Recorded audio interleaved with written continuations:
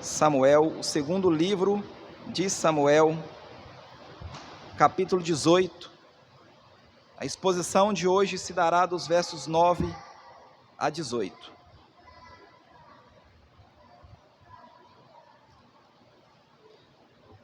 Segundo livro de Samuel, capítulo 18, versos 9 a 18. Vou aguardar que todos abram para que iniciemos a exposição do sagrado texto. Segundo livro de Samuel, capítulo 18, versos 9 a 18. Deixe sempre aberto, que faremos a exposição dos versos, e acompanhe reverentemente o que diz a santa, inerrante e autoritativa palavra de Deus. Indo Absalão, montado no seu mulo, encontrou-se com os homens de Davi. Entrando o mulo debaixo dos ramos espessos de um carvalho, Absalão, preso nele pela cabeça, ficou pendurado entre o céu e a terra. E o mulo que ele montava passou adiante. Vendo isto, um homem fez saber a Joabe e disse: vi Absalão pendurado num carvalho. Então disse Joabe ao homem que lhe fizera saber: viste-o? Por que logo não o feriste ali, derrubando-o por terra? E forçoso me seria dar-te 10 moedas de prata e um cinto. Disse, porém, o homem a Joabe: ainda que me pesassem nas mãos 1000 moedas de prata, não estenderia a mão contra o filho do rei. Pois bem ouvimos que o rei te deu ordem a ti, a Abissai e a Itai, dizendo: guardai-me os jovens Absalão. Se eu tivesse procedido traiçoeiramente contra a vida dele, nada disso se esconderia ao rei, e tu mesmo te oporias. Então disse Joabe: não devo perder tempo assim contigo. Tomou 3 dardos e traspassou com eles o coração de Absalão, estando ele ainda vivo no meio do carvalho. Cercaram-no 10 jovens que levavam as armas de Joabe e feriram a Absalão e o mataram. Então tocou Joabe a trombeta e o povo voltou de perseguir a Israel, porque Joabe deteve o povo.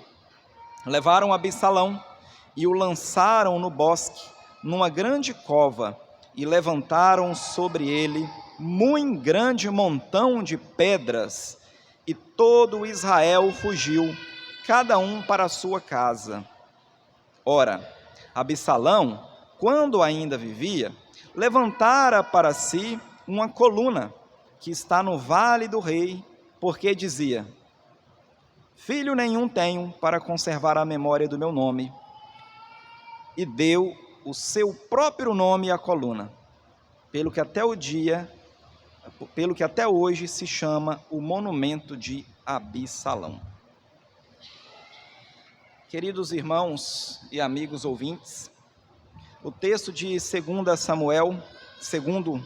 livro de Samuel, no capítulo 18, como acabamos de ler, ele narra esse trágico incidente na história de Israel. Ele está inserido no contexto da história do rei Davi e seu filho Absalão. Absalão era um dos filhos de Davi e em determinado momento rebelou-se contra seu pai, buscando usurpar o trono.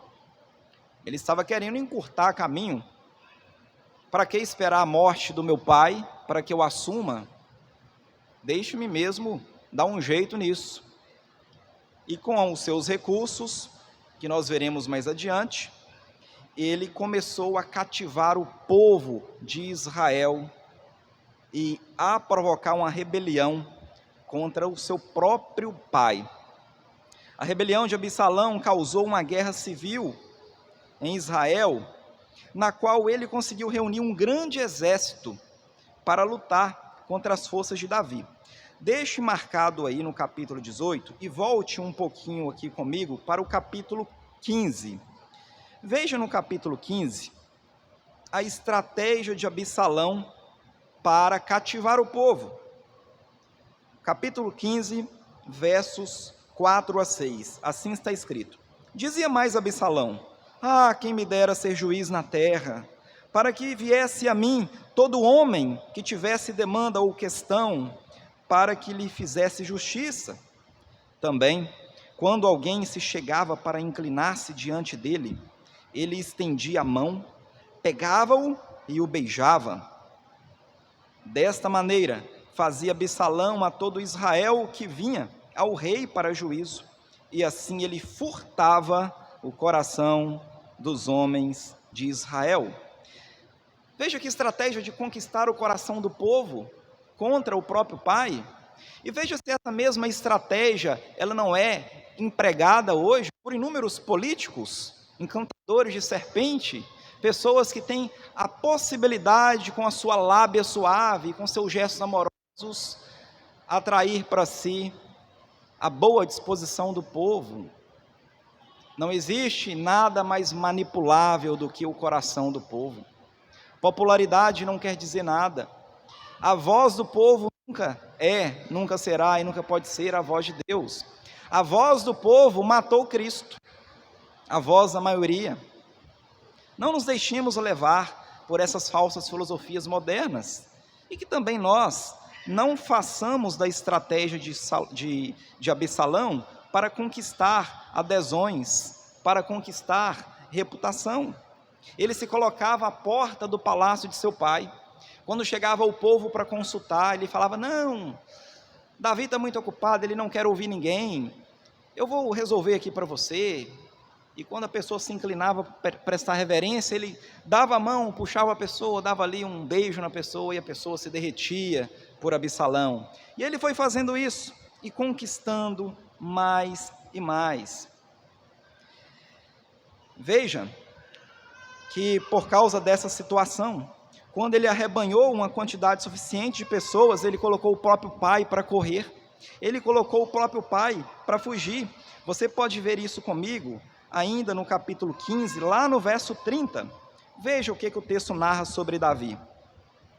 Seguiu Davi pela encosta das oliveiras, subindo e chorando.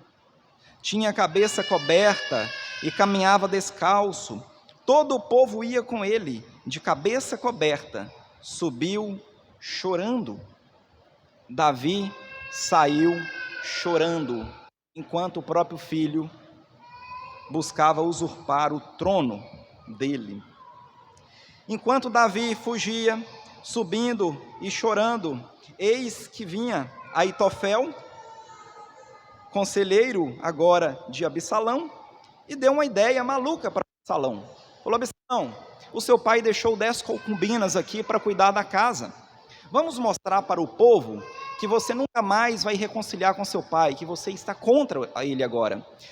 Vamos armar uma tenda lá no terraço, à vista de todo Israel, para que você tenha relações sexuais com as concubinas do seu pai. E Absalão gostou muito da ideia. Você pode acompanhar isso comigo agora, no capítulo 16, verso 21 e 22. Disse Aitofel a Absalão: coabita com as concubinas de teu pai, que deixou para cuidar da casa, e em ouvindo todo Israel que te fizeste odioso para com teu pai, animar-se-ão todos os que estão contigo.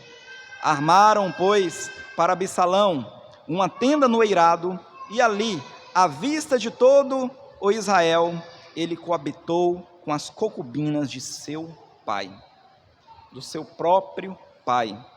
O que leva uma pessoa a fazer isso? O que leva um ser humano a cometer tamanho ato de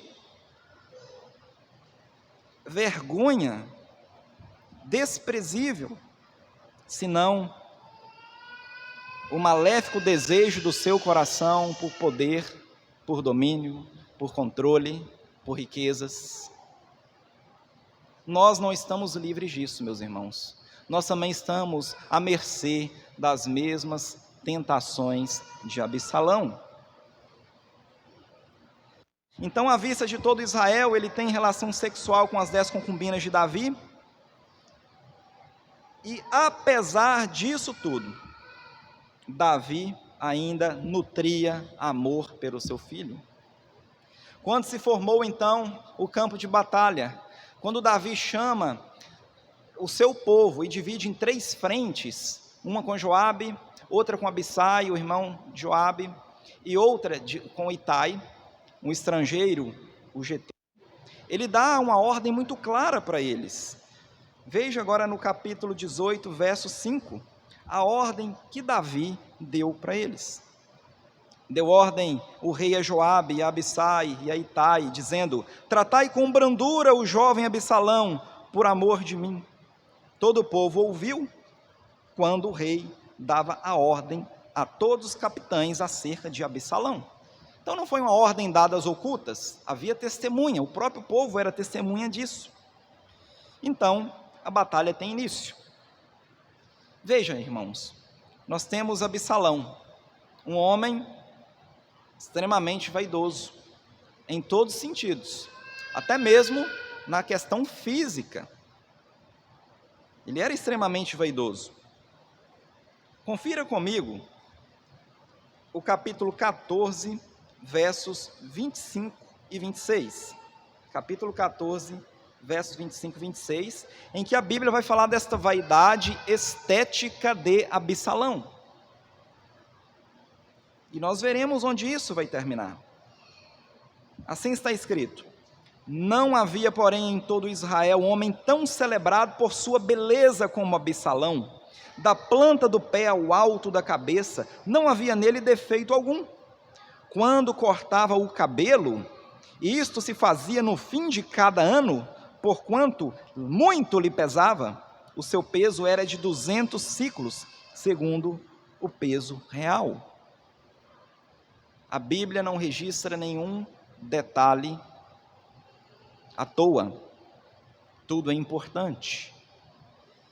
E a Bíblia registra esta vaidade de Absalão, e curiosamente contrasta de uma maneira muito nítida com aquilo que o seu irmão Salomão escreveu e que nós lemos no primeiro capítulo de Eclesiastes sobre vaidade, vaidade, tudo é vaidade, e vaidade nos leva a lugar nenhum, ou a um lugar muito ruim, ou a um lugar péssimo, porque vaidade pode nos levar à morte, assim como o próprio Narciso, naquele mito que morreu afogado na própria beleza, porque buscava saciar-se a si mesmo nas coisas deste mundo, que nada saciam a nossa alma. Nós só encontramos saciedade, deleite e prazer verticalmente, em Cristo, e não horizontalmente, nas coisas deste mundo.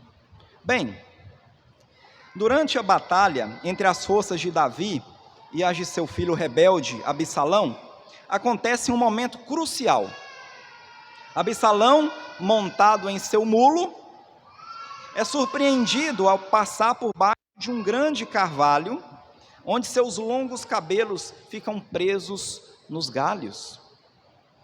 Enquanto ele fica suspenso, indefeso, um dos homens de Davi o avisa e corre para informar Joabe, comandante do exército de Davi. Joabe, porém, questiona por que o homem não matou ali mesmo Absalão, não acabou com isso, e decide ir pessoalmente acabar com Absalão, indo contra a ordem que Davi tinha dado, com inúmeras testemunhas.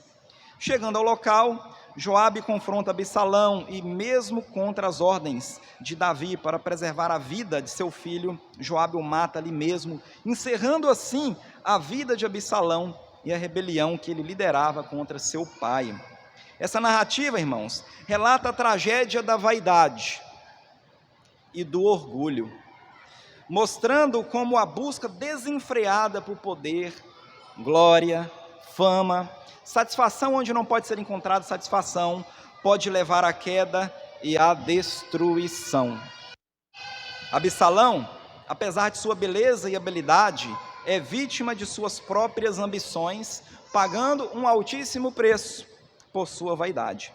Por favor, vamos conferir agora, a partir dos versos que nós lemos, o que esse texto tem a ensinar para nós hoje, tendo feito já a sua contextualização e a sua narração. Versículo 9, leiam comigo. Indo Absalão, montado no seu mulo, encontrou-se com os homens de Davi. Vamos ler juntos? Entrando o mulo debaixo dos ramos espessos de um carvalho, Absalão, preso nele pela cabeça, ficou pendurado entre o céu e a terra, e o mulo que ele montava passou adiante.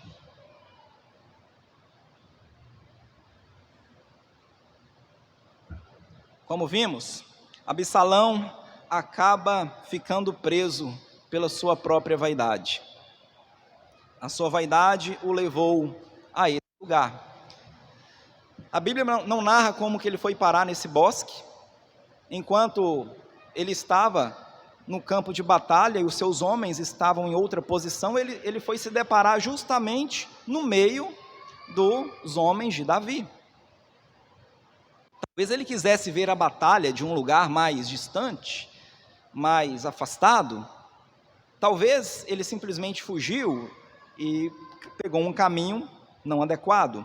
O fato é que ele perdeu o controle do seu animal e ele ficou ou enganchado pelo pescoço ou o cabelo ali emaranhado no meio dos galhos e o seu animal fugiu adiante. Agora, de fato, ele está pendurado no alto e sua cabeça ambiciosa está em sua devida exaltação. É assim que termina todos aqueles que buscam exaltação diante deste mundo. Ele é enforcado pela mesma cabeça com a qual tramava o pior tipo de traição, traição da mais alta crueldade contra um pai tão bondoso. Seus cabelos, dos quais tanto se orgulhava, Deus fez um cabresto para pendurá-lo. O instrumento de sua vanglória tornou-se o instrumento de sua morte e vergonha. Tão perigoso é nos orgulharmos de quaisquer atributos da natureza ou da fortuna, visto que a questão do nosso orgulho pode ser o meio de nossa ruína. Meus irmãos, a Bíblia é muito clara a nos mostrar isso. Será que a gente tem corrido atrás de vento? Será que a gente tem sonhado os sonhos deste mundo? Será que os nossos desejos têm sido desejos santos ou têm sido desejos secularizados, que nada nos distingue do povo com o qual nós convivemos, que não é um povo santo, que não é um povo que é filho de Deus? Nós não podemos nos lançar no meio disso, porque o pecado pode nos prender, e isso tem sérias consequências. Obviamente que você, de repente, não esteja preso pelos próprios cabelos em uma árvore, mas você pode estar preso pelo seu bolso nesse mundo. Você pode estar preso pelos seus sonhos vaidosos a este mundo. Você pode estar preso àqueles sonhos que nada contribuem para a expansão do reino e que visam somente o seu conforto, somente os seus desejos, somente as suas vontades. E se você demorar a cortar isso, você pode morrer sufocado pelo seu próprio sonho, sufocado pelo seu próprio desejo, sufocado pelos próprios objetos daquilo que você coloca como que vão saciar a sua alma. De fato, quando nós tiramos os pés da rocha, a gente acaba ficando sem suporte. Provérbios 3:5 diz assim: confia no Senhor de todo o teu coração e não te estribes em teu próprio entendimento. Vocês sabem o que é estribo? Alguém já viu estribo aqui? Quem é da roça sabe o que é estribo. Quem anda a cavalo sabe o que é estribo. É onde você firma os seus pés. Absalão estava estribado na mula do seu próprio entendimento, dos seus próprios planos, dos seus próprios desejos. Ele não estava estribado na obediência à palavra de Deus. E onde que isso o foi levar? A fé dos eleitos de Deus, corretamente fundamentada nas promessas de Deus, não e nunca nos desequilibrará, jamais, não na morte. A ilustração para isso é um cavalo, o cavalo mais famoso da história, que se chama Bucéfalo, o cavalo de Alexandre o Grande. Esse cavalo de Alexandre o Grande fez com ele o que, embora profundamente ferido no pescoço e nos lados em uma batalha, ainda assim carregou seu mestre com grande velocidade para fora do perigo do inimigo, e quando ele o colocou no chão em segurança, quando esse cavalo colocou Alexandre o Grande em segurança, em um lugar apropriado, esse cavalo caiu e morreu. Ora, esse contraste é muito nítido para nós nessa noite. Será em que você tem estribado a sua vida? Esse contraste também é muito nítido para nós nessa noite, porque quando nós vimos alguém pendurado entre o céu e a terra, nós também não podemos nos esquecer de que um filho justo ficou pendurado entre o céu e a terra. Esse filho justo ficou pendurado numa cruz, e diferentemente de Absalão, que era bonito, nele não havia beleza alguma. Entretanto, o filho justo morreu exatamente por causa das nossas vaidades. Esse filho justo, ele morreu por causa das suas vaidades. E interessantemente que a Bíblia diz sobre a pena do apóstolo Paulo, que nele nós movemos, nele nós existimos, nele nós vivemos. A Bíblia chama o seu povo a cavalgar por sobre os montes, dando essa sensação de que de fato nós passamos pela jornada da vida em algum tipo de cavalo, mas a pergunta que fica é: qual é o seu cavalo? Qual é o seu cavalo? Não queira ser sustentado por outras coisas. Cristo nos carregou todas as nossas enfermidades, e Ele morreu por nós. E nós vamos trocar Cristo pelas vãs ilusões deste mundo? Será que se pudéssemos escolher entre a mula de Absalão e o cavalo de Alexandre, escolheríamos o animal que nos leva para a morte, ao invés daquele que salva a nossa vida?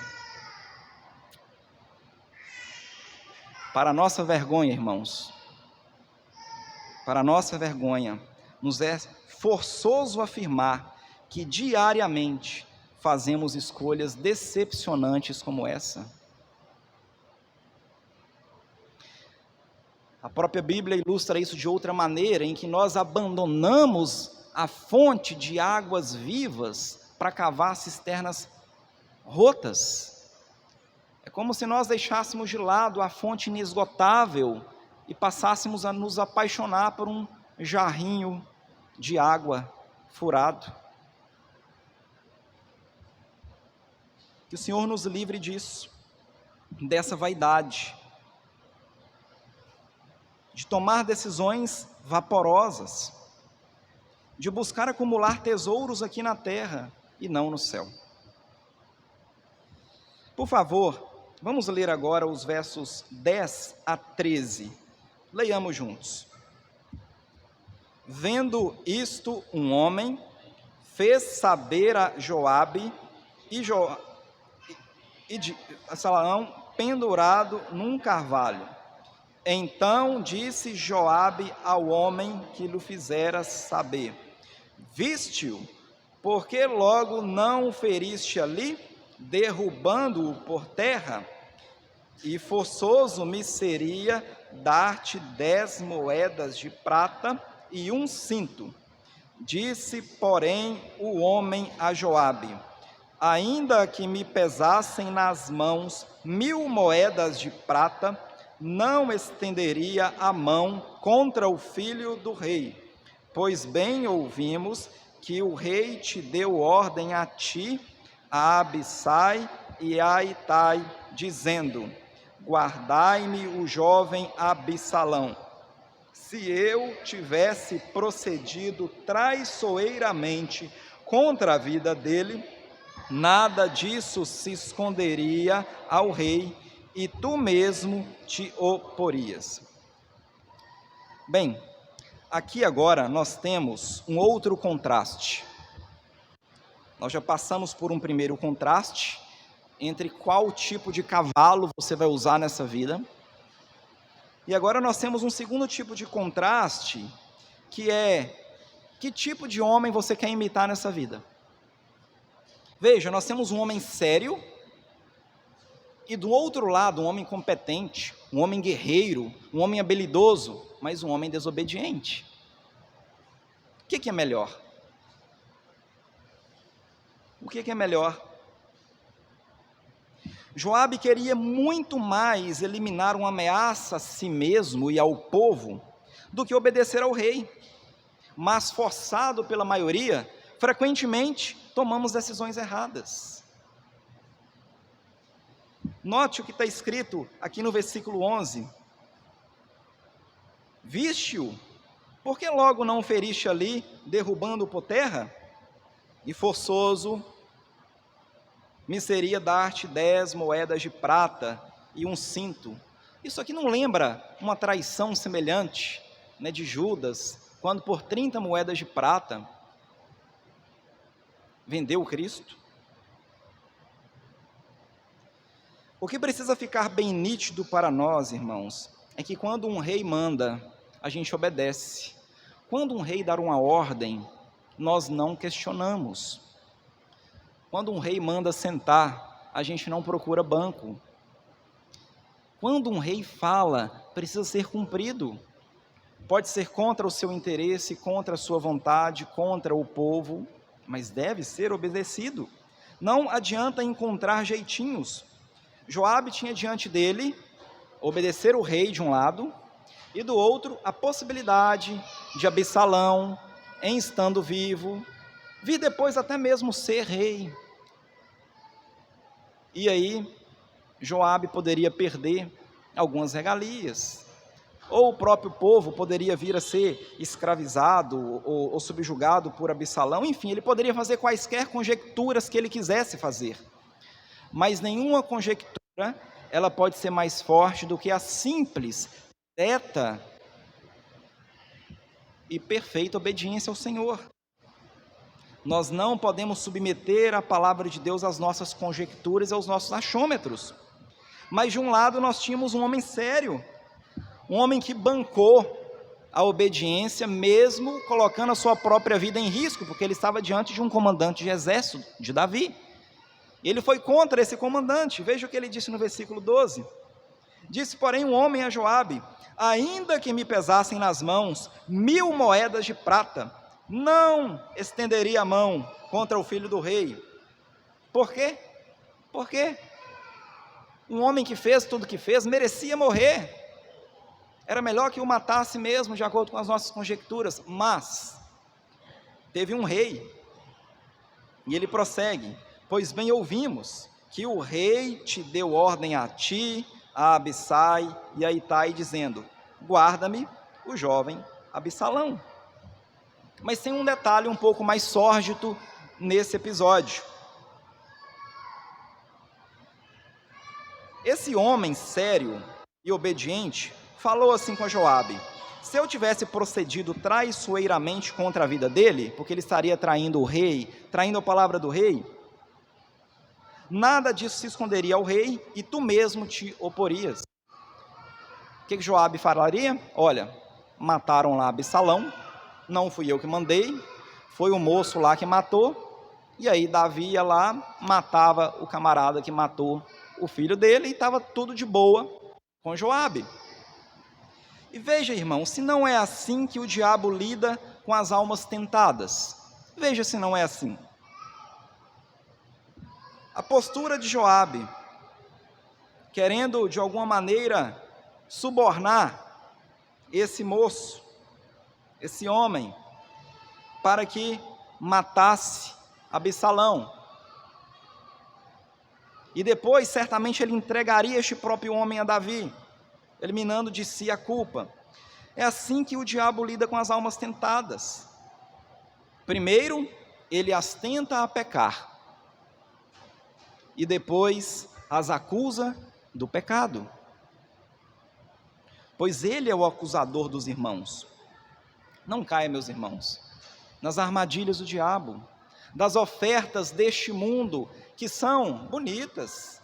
Elas são, como o próprio nome diz, tentadoras. Não é à toa que na oração que Cristo nos ensinou, está de maneira bem nítida, né? Não nos deixe cair em tentação. Que nós tenhamos a postura desse homem, que mesmo diante de um comandante de exército, manteve fidelidade à palavra do rei. Quanto custa a sua obediência? Quanto valeria para que você desobedecesse? O que vale mais? Recursos deste mundo ou a santificação do nome de Deus em nossas vidas? E mais uma vez, para nossa vergonha, nós precisamos afirmar que por muito menos do que 10 moedas de prata ou 30 moedas de prata, nós traímos o nosso Salvador. Por muito menos diante dos homens, nós traímos o nosso Salvador. Por muito menos nós relativizamos a verdade de Deus. Não, esse mandamento está aí, mas não é bem assim. Essa é a sua interpretação, eu fico com a minha. Não, isso é do passado. Não é bem isso. Nós relativizamos aquilo que é absoluto e nós caímos em desgraça por causa disso. Que o Senhor tenha misericórdia de nós e nos faça sempre santificar o seu nome. Vamos terminar de ler o texto, por favor, agora, dos versos 14 a 16. Vamos ler juntos, mais uma vez. Então disse Joabe: não devo perder tempo assim contigo. Tomou 3 dardos e traspassou com eles o coração de Absalão, estando ele ainda vivo no meio do carvalho. Cercaram-no 10 jovens que levavam as armas de Joabe e feriram a Absalão e o mataram. Então tocou Joabe a trombeta e o povo voltou de perseguir Israel, porque Joabe deteve o povo. Eu chamo a atenção para esta expressão que Joabe falou a este homem sério, que não queria desobedecer o rei. Joabe disse: não devo perder tempo. Não é?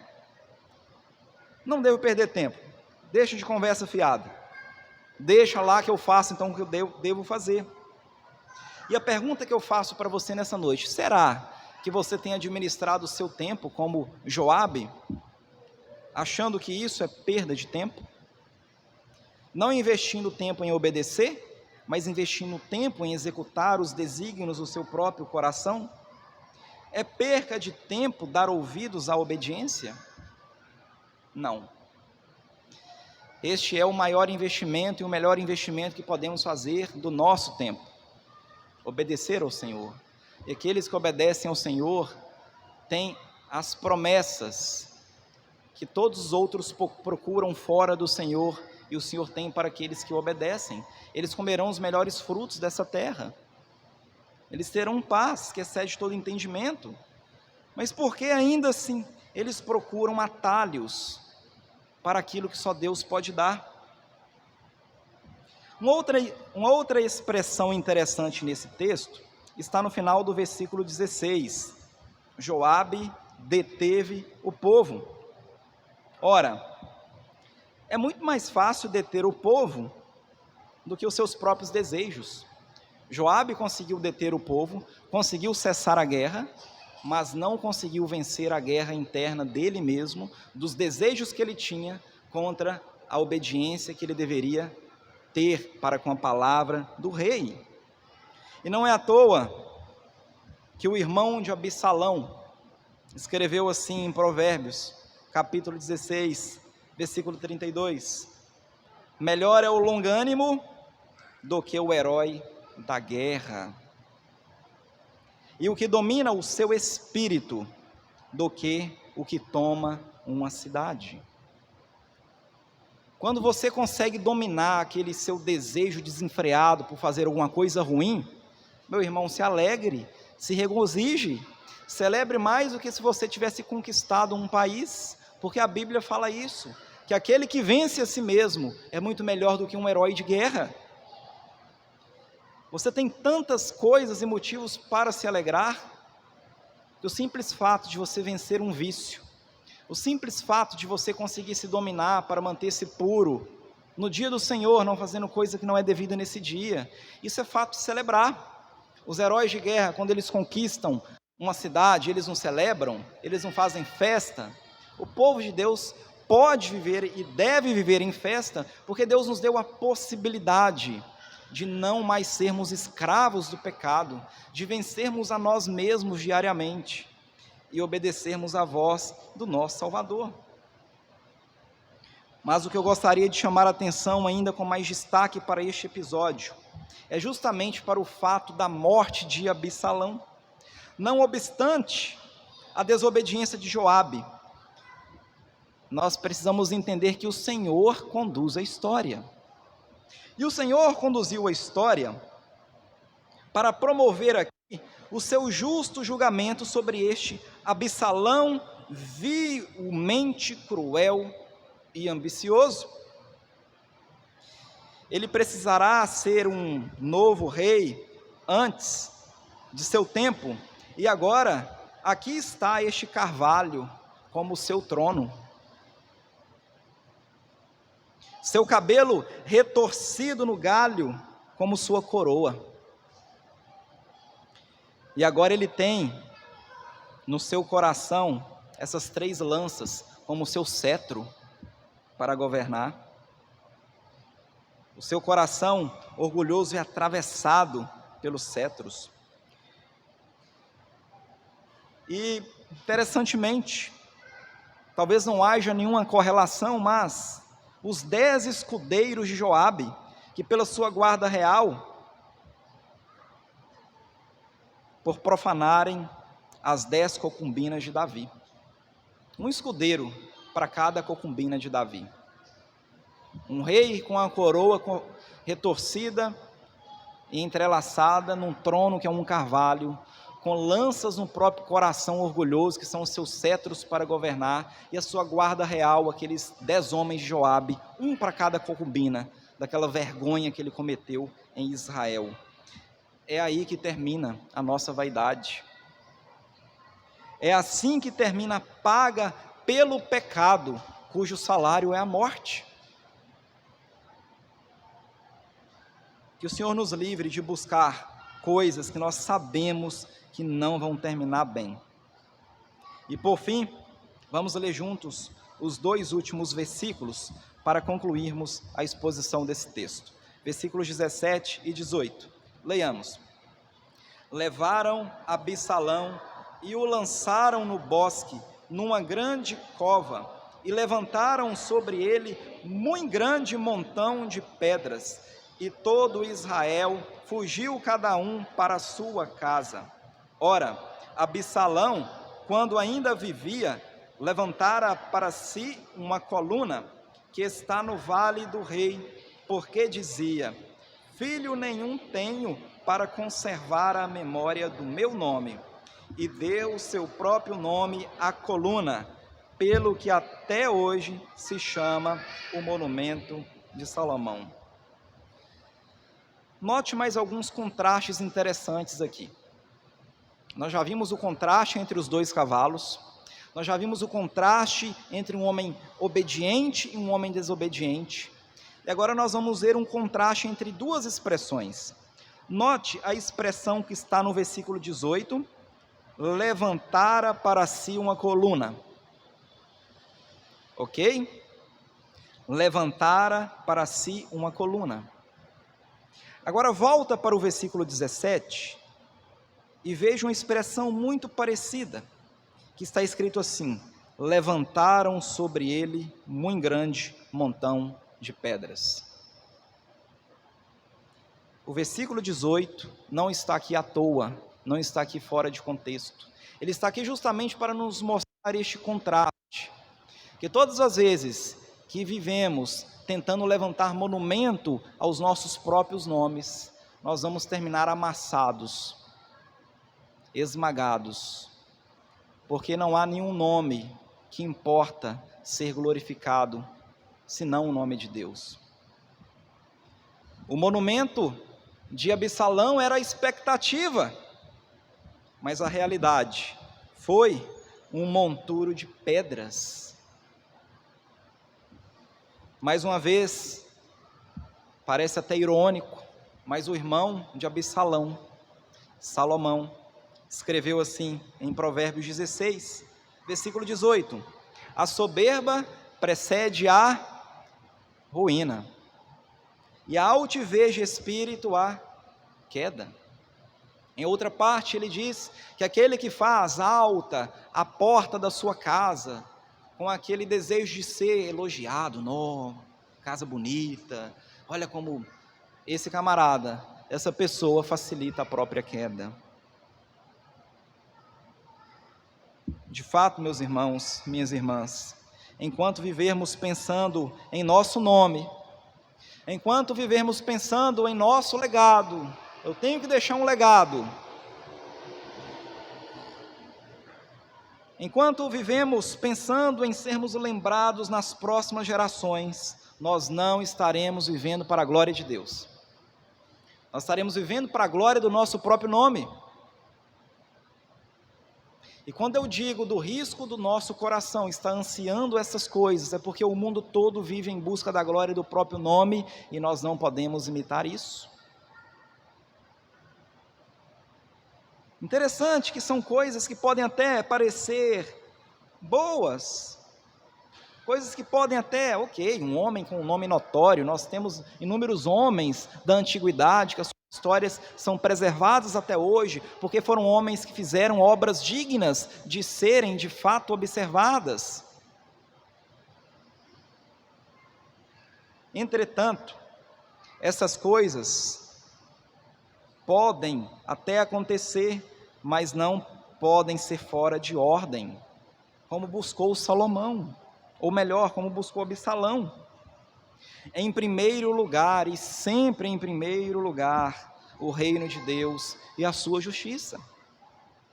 E Ele vai acrescentar as demais coisas, e Ele nos usará para a sua glória, seja tendo um nome famoso sobre a terra, para que proclamemos e glorifiquemos o nome de Deus diante dos grandes, ou seja, vivendo uma vida simples e comum. Não há diferença nenhuma para o Senhor, nenhuma. E nós já vimos na exposição aqui sobre a oferta da viúva, não há diferença para Deus.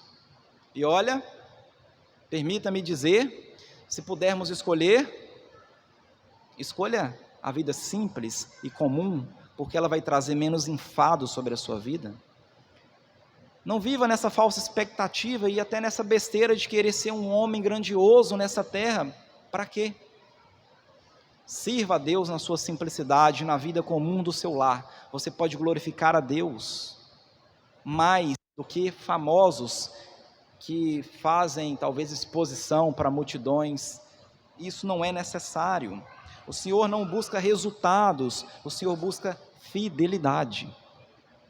Fidelidade.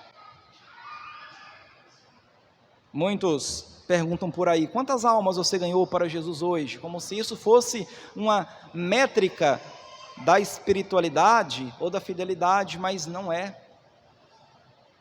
Na verdade, a pergunta correta é: quão fiel você foi ao Senhor hoje no meio da sua dor? Quanto fiel você foi ao Senhor hoje no meio do seu sofrimento? Quão fiel, mesmo diante da pressão do mundo, Mesmo diante de uma escolha que você deveria fazer, sabendo que iria doer, você manteve essa escolha para glorificar o nome de Deus. Isso que é o correto. Portanto, seja o Senhor lhe dando prosperidade, ou seja Ele lhe dando sofrimento, para que no sofrimento você glorifique a Deus, mais do que os astros glorificam no céu.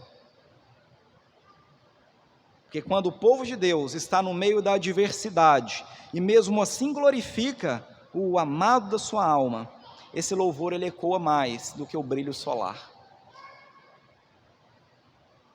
Portanto, meus irmãos, para concluirmos essa exposição, eu devo dizer-lhes que basicamente nós vimos 3 homens no sermão de hoje: um vaidoso, um zeloso e um homem desobediente. Com qual deles você mais se identificou? Mas saiba que o nosso modelo não é nenhum desses 3 homens. O nosso modelo é Cristo. Nós devemos imitar a sua humildade, nós devemos imitar a sua dependência, nós devemos imitar a sua perfeita união com o Pai. Peça ao Senhor para te quebrar e fazê-lo um novo vaso em suas mãos, que você ame de fato a misericórdia, que você pratique a justiça, que você ande humildemente com Deus e todos os seus dias você possa cavalgar acima dos montes do pecado e das aflições deste mundo, fazendo escolhas santas, obedecendo o nome de Deus, não andando atrás de vapor e de vaidade, que te levarão exatamente para um lugar que é lugar de morte. Se você pode escolher quem te conduz à vida, fuja de todos aqueles caminhos que vão te levar para a morte, fuja da aparência do mal. Que o Senhor tenha misericórdia de nós.